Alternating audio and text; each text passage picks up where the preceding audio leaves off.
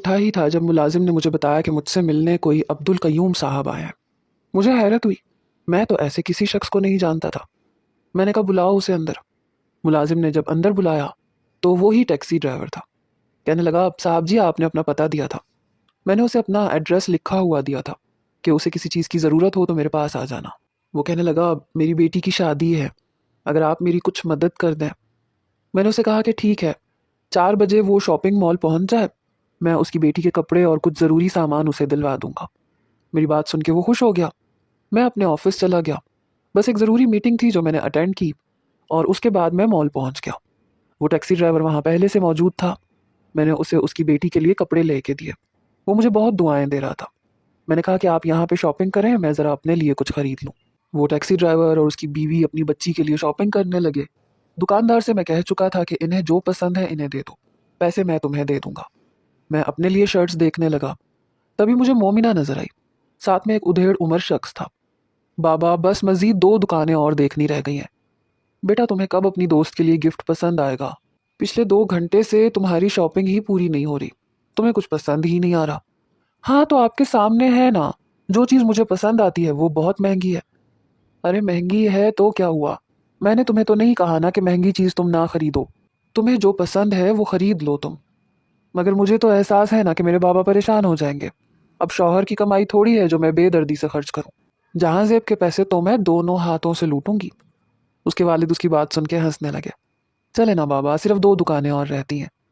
बेटा मैं थक गया हूँ, जाओ तुम चली जाओ, मैं यहाँ बैठा हूँ। वैसे भी सीने में दर्द सा हो रहा है। वो शायद थक चुके थे। मैं दुकान के लगे हुए शीशे से ही उस लड़की को देख रहा था। अपने वालिद को वो बाहर रखी कुर्सी पे बिठा के खुद एक दुकान के अंदर जा चुकी थी। उसके वालिद का चेहरा देखकर मुझे ऐसे लगा जैसे वो चेहरा मेरे लिए अजनबी नहीं है। बहरहाल मैंने शर्ट्स खरीदी। बार बार उनका चेहरा देखता रहा। ऐसे लग रहा था जैसे मैं कई बार उनसे मिल चुका हूँ, कई बार उन्हें देख चुका हूँ, उनसे बातें कर चुका हूँ, लेकिन याद नहीं आ रहा था कि कहाँ देखा है। फिर एकदम दिमाग में झमाका सा हुआ। सरफराज सर। मुझे यकीन नहीं आ रहा था कि जिन सर से मैंने ट्यूशन पढ़ा था ये वही हैं। मैं जल्दी से बाहर निकला, उनके सामने जाके खड़ा हो गया। उनके चेहरे से लग रहा था कि बेतहाशा थके हुए हैं। मैंने सलाम किया तो नाफहमी से मुझे देखने लगे। मुझे तो शायद वो बिल्कुल भी ना पहचानते, क्योंकि मैं तो मुकम्मल तौर पे बदल चुका था। मैंने 8वीं जमात से लेके मैट्रिक तक सरफराज सर से ही पढ़ा था और उन्होंने बहुत मेहनत की थी। उन दिनों मेरे वालिद की तबीयत भी ठीक नहीं रहती थी और मैं बहुत बड़े क्राइसिस से गुजर रहा था। अगर उस परेशानी में मेरा किसी ने साथ दिया था तो मेरे सर ने ही दिया था। वो मुझे बहुत तसल्ली देते थे, मुझे मोटिवेट करते थे। यही वजह थी कि मैंने मैट्रिक में टॉप किया था। मैं जैसे ही उनके सामने खड़ा हुआ, उन्हें सलाम किया, तो वो वालेकुम अस्सलाम तो कह चुके थे, लेकिन कहने लगे, बेटा मैंने आपको पहचाना नहीं। मैंने कहा सर मैं आरिफ, आरिफ मुस्तफ़ा। वो मुझे गौर से देखने लगे। फिर एक मध्यम सी मुस्कुराहट उनके चेहरे पे छाई। अच्छा, माशाल्लाह, तुम तो पहचाने नहीं जा रहे। इत्तेफाक था कि उस वक्त भी मैंने जीन्स की पैंट और शर्ट ही पहनी हुई थी। मुझे पैंट कोट पहनना ज़्यादा पसंद नहीं था और ना ही ड्रेस पैंट और फुल स्लीव्स की शर्ट्स। मैंने कहा सर आप यहाँ? कहने लगे, हाँ वो बेटी के साथ आया था, उसे कुछ शॉपिंग करनी थी। वो बार बार अपना सीना सहला रहा था। चेहरे की रंगत पीली पीली सी लग रही थी, सांस फूल रहा था। मैंने कहा सर मुझे आपकी तबीयत ठीक नहीं लग रही। वो मुस्कुरा के बोले, नहीं बेटा मैं ठीक हूँ। उसी वक्त मोमिना शॉपिंग बैग पकड़े बाहर आई। बाबा मुझे एक सूट पसंद आ गया और मैंने खरीद भी लिया। जैसे ही मुझे देखा, कहने लगी, ओए टैक्सी ड्राइवर, तुम यहाँ पे भी पहुंच गए। सरफराज सर मुझे हैरत से देखने लगे। अपने मुंह में उन्होंने बुड़बुड़ाते हुए कहा, टैक्सी ड्राइवर। लेकिन ज्यादा बात करने का मौका नहीं मिला। उनके सीने में शायद ज्यादा दर्द हुआ। वो अपना सीना पकड़ के कुर्सी से जमीन पे गिर गए। ये देख के मोमिना घबरा गई। घबरा तो मैं भी गया था। कहने लगी, बाबा बाबा क्या हुआ है आपको? लेकिन वो बेहोश हो चुके थे। वो तो रोने लगी। कहने लगी, जल्दी से अपनी टैक्सी लेके आओ। मैं जैसे ही मॉल से बाहर निकला तो मुझे वही टैक्सी ड्राइवर नजर आ गया। कहने लगा, साहब जी जो मैंने सामान लेना था वो मैंने ले लिया। मैंने कहा, मुझे आपकी टैक्सी चाहिए, क्या मुझे मिल सकती है? उसने फौरन से मुझे चाबी दे दी। मैं चाबी लेके अंदर गया, सर को अपनी गोद में उठाया और टैक्सी की पिछली निशिस्त पे लिटा दिया। मोमिना आगे बैठ गई। मैं तेज़ रफ्तारी से गाड़ी चलाता हुआ हॉस्पिटल में ले आया। डॉक्टर सर को इमरजेंसी वार्ड में ले जा चुके थे। उनका बीपी वगैरह चेक किया गया जो कि बहुत ज़्यादा लो था। मोमिना रोए जा रही थी कि सब कुछ मेरी वजह से हुआ है, मैंने बाबा को बहुत ज़्यादा थका दिया। बहरहाल डॉक्टर कहने लगा कि ये कुछ टेस्ट हैं जो हमें अभी करवाने पड़ेंगे। मैंने कहा कि आप ब्लड सैंपल ले लें और टेस्ट भी करवा लें। ड्रिप लगने के बाद आधे घंटे में सर को होश आ चुका था। मोमिना अभी भी अपने वालिद का हाथ पकड़े रोए जा रही थी। बाबा मैंने आपको बहुत थका दिया ना। वो कहने लगे नहीं बेटा, मैं ठीक हूँ। फिर मेरा शुक्रिया अदा करने लगे। डॉक्टर ने 2-3 घंटे के बाद छुट्टी दे दी थी। मैं उसी टैक्सी में उन्हें घर छोड़ के आया। उनकी तबीयत अभी भी मुझे बहुत ज़्यादा ठीक नहीं लग रही थी। जैसे ही मैं उनसे इजाज़त तलब करके वापस जाने लगा तो वो कहने लगे, आरिफ बेटा अस्पताल का बिल कितना आया, मुझे बता दो, मैं तुम्हें पैसे दे देता हूँ। मैंने कहा सर आप मुझे क्यों शर्मिंदा कर रहे हैं, इतना तो मैं दे सकता हूँ। वो अभी भी अपने वालिद को और मुझे हैरत से देख रही थी। मैं टैक्सी में बैठ के वापस आया। देखा तो अब्दुल कयूम और उसकी बीवी अभी तक उसी मॉल के बराबर में ही खड़े थे। मैंने उनकी टैक्सी वापस की और उनका बिल भर के वापस आ गया। मैं सोच भी नहीं सकता था कि वो लड़की सर की बेटी होगी। वो तो बहुत मतानत पसंद किस्म के शख्स थे, ठंडे मिजाज के। उन्हें पैसों की कोई लालच कभी नहीं हुई, तो फिर उनकी बेटी को पैसों की इतनी लालच क्यों थी। मैं जानता था कि उनका ताल्लुक मुतवस्सित घराने से है। पता नहीं क्यों, लेकिन मैं उस लड़की के बारे में सोचने लगा, क्योंकि वो सर के मिजाज से बिल्कुल बरक्स थी। और मुझे ये भी पता था कि सर की बीवी के इंतकाल को काफ़ी टाइम गुजर चुका है। उन्होंने अकेले ही अपनी बेटी की परवरिश की है। बहरहाल अगले रोज़ मैंने सोचा कि मुझे उनकी खैरियत पूछने जाना चाहिए, लेकिन मैं नहीं चाहता था कि मैं अपनी असल हैसियत के साथ जाऊं। मैंने अब्दुल कयूम को फ़ोन किया। मैंने कहा अपनी टैक्सी कितने की बेचोगे। वो हैरत से बोला, जी साहब जी, क्या मतलब। मैंने कहा मैं तुम्हें इस टैक्सी के बदले में एक बहुत अच्छी और नई टैक्सी खरीद के दे देता हूँ। ये सुन के तो वो खुश हो गया। कहने लगा आप इस खटारा का क्या करेंगे। मैंने कहा वो तुम छोड़ो, तुम अपनी टैक्सी लेके मेरे घर पहुंच जाओ और मैं तुम्हें नई टैक्सी दिलवा देता हूँ। उसके तो वारे न्यारे हो गए। बहरहाल वो मेरे घर पहुंचा, अपनी टैक्सी मुझे दे दी। मैंने अपने मैनेजर को फ़ोन करके घर बुला लिया था। मैंने कहा कि इनके साथ जाओ और इन्हें नई टैक्सी लेके दे दो। अब्दुल कयूम मेरे मैनेजर के साथ चला गया। मैंने एक आम सा सादा सा लिबास पहना, शलवार कमीज, और टैक्सी में बैठ के सर के घर पहुंच गया। जैसे ही मैंने डोर बेल दी तो किसी ने भी दरवाज़ा नहीं खोला। मैंने फिर से बेल दी और इस बार कुछ लंबी बेल दी। कौन है, उस लड़की की चिंगारती हुई आवाज़ मेरे कानों में सुनाई दी। मैंने बेल के बटन से हाथ हटा लिया। उसने दरवाज़ा खोला, बड़े गुस्से में थी। ये बेल सिर्फ बजाने के लिए है, हाथ रख के भूल जाने के लिए नहीं है। मैंने कहा वो मुझे आपके वालिद की खैरियत पूछनी थी। कहने लगी क्यों, मेरे वालिद तुम्हारे क्या लगते हैं, बस अपना किराया बताओ कितना बन गया है और हॉस्पिटल में तुम्हारे कितने पैसे लगे हैं। मैं जानती हूँ तुम बड़ी मुश्किल से गुजर बसर कर रहे होगे, लेकिन क्या ज़रूरत थी इतने महंगे और प्राइवेट हॉस्पिटल में ले जाने की। हम भी कोई बहुत ज़्यादा लैंडलॉर्ड नहीं है। अब जल्दी बताओ कितने पैसे बने, मैं अंदर से लेके आती हूँ। मैंने कहा मैं सिर्फ आपके वालिद की खैरियत पूछने आया हूँ, पैसे लेने नहीं आया। कहने लगी क्यों, शेख चिल्ली की औलाद में से हो। देखो हम पे ज़्यादा एहसान करने की ज़रूरत नहीं है तुम्हें। अगर तुम ये समझ रहे हो कि तुम पैसे नहीं लोगे और मेरे दिल में तुम्हारे लिए कोई गुंजाइश बन जाएगी और तुम मुझे फंसा लोगे ताकि हमारे घर पे कब्जा कर सको, तो ये सोच है तुम्हारी। मैं बहुत चालाक लड़की हूँ। उस लड़की की बात सुन के मैं हैरत ज़दा हुआ था। बेसाख्ता मेरे मुंह से निकला, व्हाट। कहने लगी अंग्रेजी के 4 लफ्ज सीख लिए तो क्या मुझ पे इस्तेमाल करोगे। अपनी औकात मत भूलो कि तुम एक टैक्सी ड्राइवर हो। पता नहीं उस लड़की को घुमंड किस बात का था। अगर अभी मैं उसे बता देता कि मैं कौन हूं तो उसे शायद हैरान होने का भी मौका ना मिलता। खैर वो दरवाजे से इतना पीछे हटी कि मैं बासानी अंदर आ सकता था। मैं अंदर आ गया। कहने लगी अरे अरे, तुम कहाँ मुंह उठा के अंदर आ रहे हो। मैंने कहा कि आपके वालिद कहाँ हैं, मैं उन्हीं के साथ हिसाब किताब करूंगा। कहने लगी वो सो रहे हैं और कोई ज़रूरत नहीं है उन्हें तंग करने की। बताओ कितने पैसे बने हैं तुम्हारे, किराए समेत। और हाँ, उस दिन का किराया भी बीच में शामिल करके बताना। और आज के बाद मुझे तुम्हारी शक्ल नजर ना आए। पता नहीं क्यों तुम मेरा पीछा कर रहे हो। मैंने उसकी कोई बात सुनी ही नहीं। घर ज़्यादा बड़ा नहीं था, लेकिन डबल पोर्शन का था। बाहर सहन था, अंदर छोटा सा लाउंज था, 3 कमरे थे। एक कमरा खुला हुआ था। सामने बेड पे मुझे सरफराज सर लेटे हुए नजर आए, जो शायद शोर की आवाज़ से उठ गए थे। मोमिना बेटा कौन आया है। मैं उनके कमरे में चला गया। अरे अरे तुम कहाँ अंदर घुसे चले जा रहे हो, हटो पीछे। वो मेरे पीछे पीछे आ रही थी। मैं जल्दी से सरफराज सर के कमरे में ही दाखिल हो गया। मुझे देखते ही वो उठ के बैठ गए। अरे आरिफ, आओ बेटा अंदर आ जाओ। मोमिना हैरत से अपने बाप को देखने लगी। कहने लगी बाबा आप भी ना हर एक को घर में घुसाने के लिए फौरन तैयार हो जाते हैं। हर एक को अंदर नहीं बिठाया जाता, कुछ लोगों को दरवाजे से ही फारिग कर दिया जाता है। एक तो मैं आपकी इस हमदर्दाना मिजाज से बड़ी परेशान हूँ। इंसान को अपना स्टैंडर्ड भी देखना चाहिए। सर कहने लगे, जाओ बेटा जाओ, जाके चाय बना के लाओ। वो अपने बाप को गुस्से से देखती हुई कमरे से बाहर चली गई। कमरे में एक ही कुर्सी थी। मैं वो कुर्सी उठा के सर के बेड के पास रख के बैठ गया। मैंने कहा, कैसी तबीयत है आपकी? कहने लगे, बेटा मैं ठीक हूँ, बस ऐसे ही ज़रा सा चक्कर आ गया था। मैंने कहा, सर आप अभी भी ट्यूशन पढ़ाते हैं?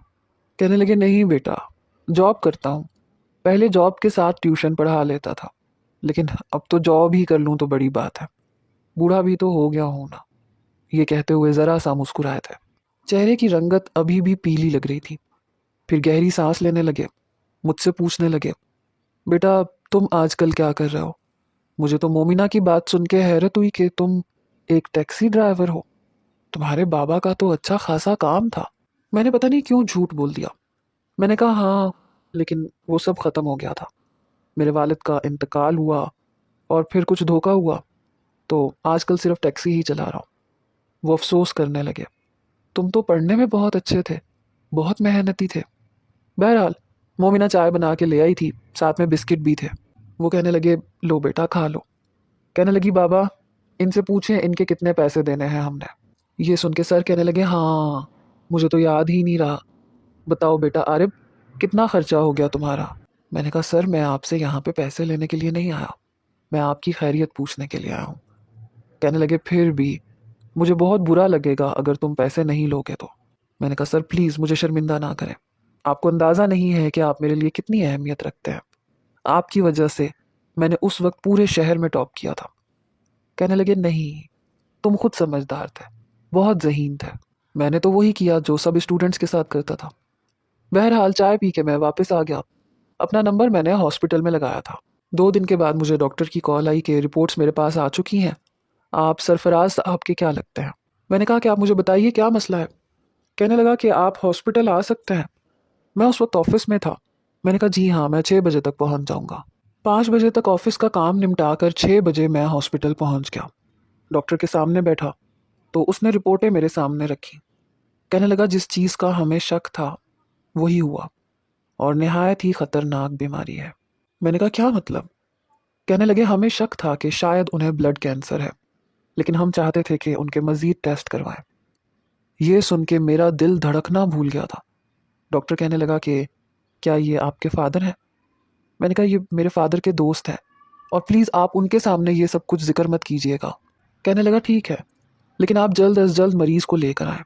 हम चाहते हैं कि मज़ीद टेस्ट करवा कर अपना शक दूर करें, और खुदा न खास्ता अगर ऐसा है तो देखें कि उनका कैंसर किस स्टेज पे है। ये सुन के मैं परेशान होकर रह गया था। बहरहाल मैं वापस अपने घर गया, कपड़े तब्दील किए। मेरी भूख तो वैसे ही मर चुकी थी, क्योंकि मेरा अपने सर के साथ खासा दिली लगाव भी था। वो मिजाज के बहुत अच्छे थे। उनके बारे में ये सब कुछ सुन के मुझे वाकई दिली तकलीफ और दुख था। मैं टैक्सी में बैठ के ही उनके घर पहुंचा। दरवाज़ा फिर उनकी बेटी ने खोला। मुझे देख के कहने लगी, तुम फिर आ गए। मुझे समझ नहीं आ रहा था कि मैं उस लड़की को कैसे बताऊं कि डॉक्टर ने क्या शक डाला है। मैंने कहा, वो डॉक्टर के पास लेके जाना था, तो कल आप सर से कहिएगा कि शाम 5 बजे तक तैयार रहे, मैं लेने आ जाऊंगा। वो कहने लगी, क्यों? तुम क्यों लेने आओगे? और मुझे नहीं अपने बाबा का इलाज इतने महंगे हॉस्पिटल में करवाना, मैं खुद उन्हें दिखा दूंगी। वैसे भी हमारा फैमिली डॉक्टर है। उसे लग रहा था कि शायद उसके वालिद बुढ़ापे की वजह से चक्कर खा के गिर गए थे, इसलिए कोई भी मामूली डॉक्टर इलाज कर देगा। मैंने कहा, सर घर पे हैं क्या? कहने लगी, नहीं, वो घर पे नहीं है, किसी काम से गए हैं, बस आने वाले ही होंगे। मैंने कहा, क्या मतलब है, कहाँ गए हैं? कहने लगी, मैं आपको क्यों बताऊं कि मेरे बाबा कहाँ गए हैं? आप इतना इंटरफेयर क्यों कर रहे हैं? मसला क्या है आपके साथ? मैंने कहा, आपने उन्हें कहीं भेज दिया? आपको नजर नहीं आ रहा कि उनकी हालत क्या है? कहने लगी, क्या है उनकी हालत को? मेरे वालिद भले चंगे हैं, समझे ना।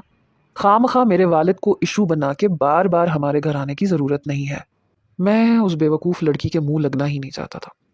मैंने कहा, ठीक है, मैं यहीं टैक्सी में बैठा हूँ, उनका इंतज़ार कर रहा हूँ।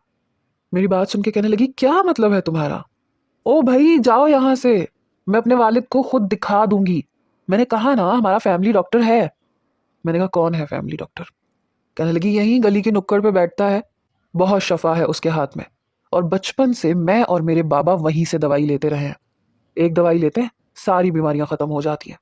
2 मिनट में बुखार उतर जाता। उसने चुटकी बजा के बताया। मैंने कहा ये गली मोहल्ले के डॉक्टर मुझे तो समझ में नहीं आते। बहरहाल कल 5 बजे आप सर सरफराज से कहिएगा कि वो तैयार रहें, मैं लेने आऊँगा।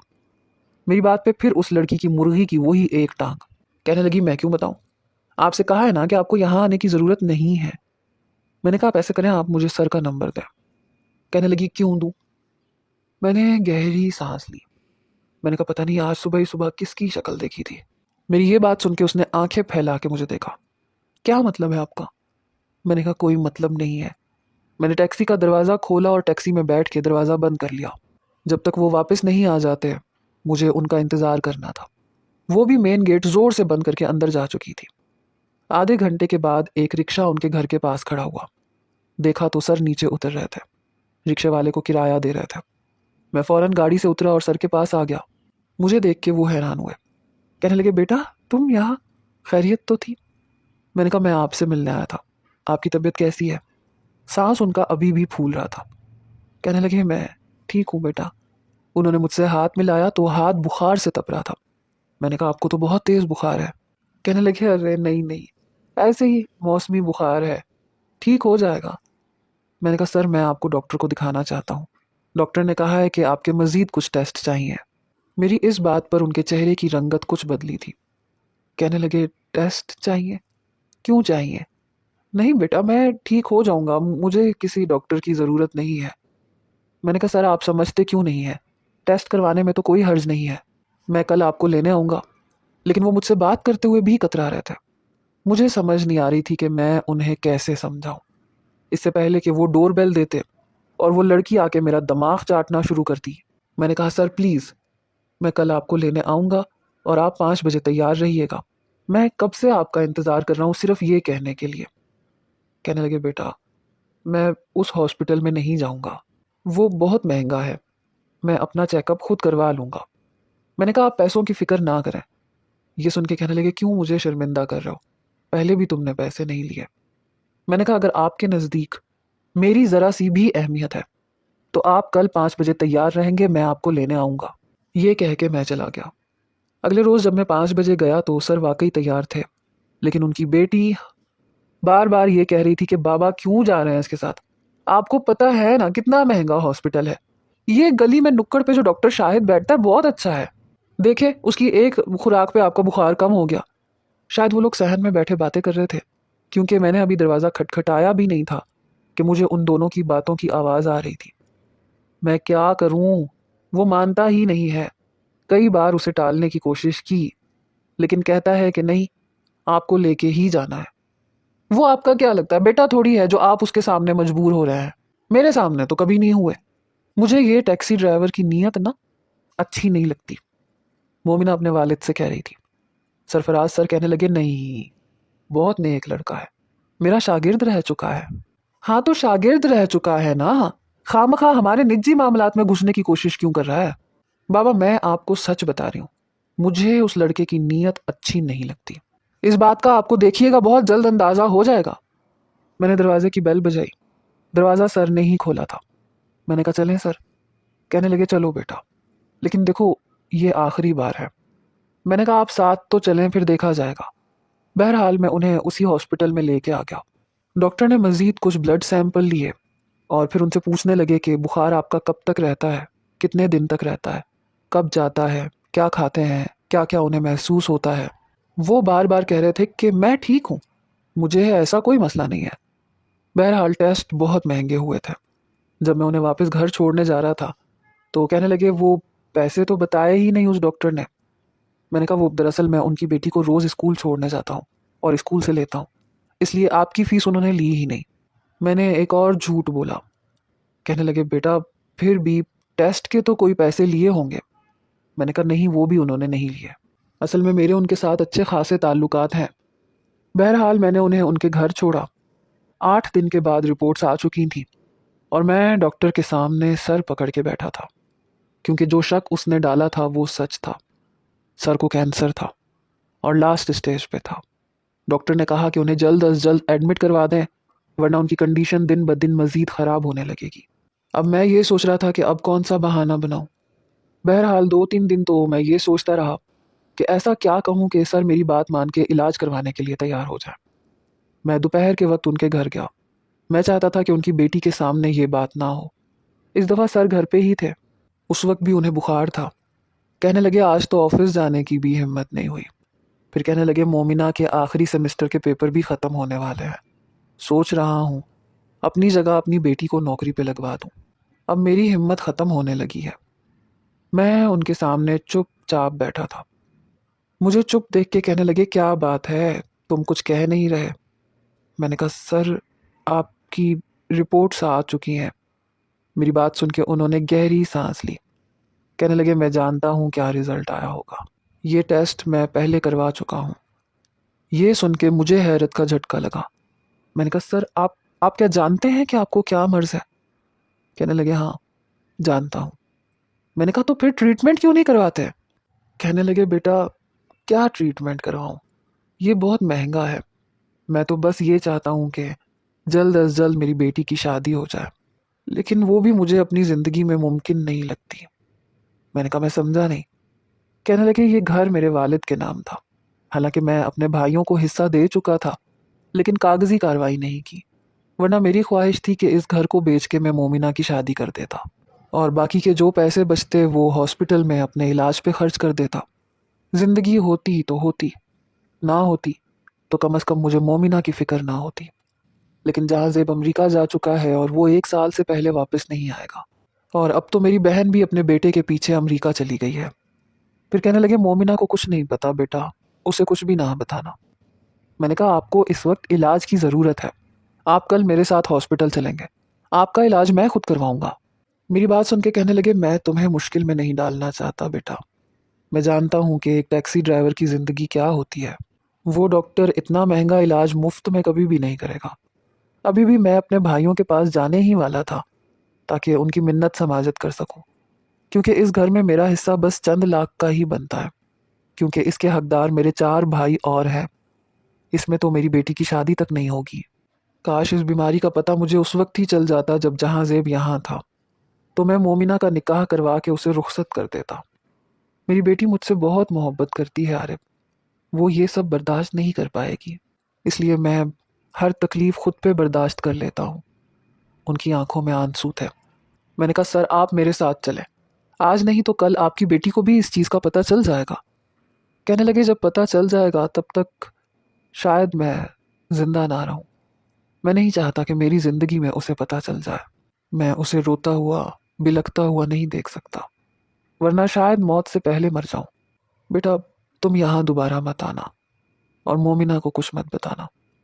मैंने कहा आप एक काम करें, आप ये कहें कि आप ऑफिस के किसी काम से 15 दिन के लिए कहीं जा रहे हैं और इन 15 दिनों में आपका ट्रीटमेंट हो जाएगा और आप पैसों की फिक्र ना करें, पैसे मैं कहीं से भी कर लूंगा।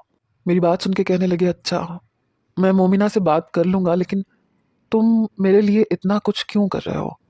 मैंने कहा सर आप ऐसी बातें करके मुझे गैर क्यों बना देते हैं? जब मैं तकलीफ में था तो कई बार आपने मेरे आंसू साफ किए थे, मेरी तकलीफ को तकलीफ समझा था।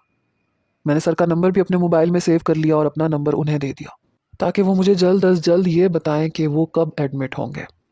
मैं घर वापस आ गया था, लेकिन मेरा दिल बेहद बोझल था। उस बाप की बेबसी से बहते हुए आंसू मुझे बहुत अजियत दे रहे थे। कितनी फिक्र थी उन्हें अपनी बेटी की और कितने खुदगर्ज थे उनके भाई। 3 दिन के बाद मुझे सर का फ़ोन आया। कहने लगे कि मैंने मोमिना से कह दिया है कि मुझे ऑफिस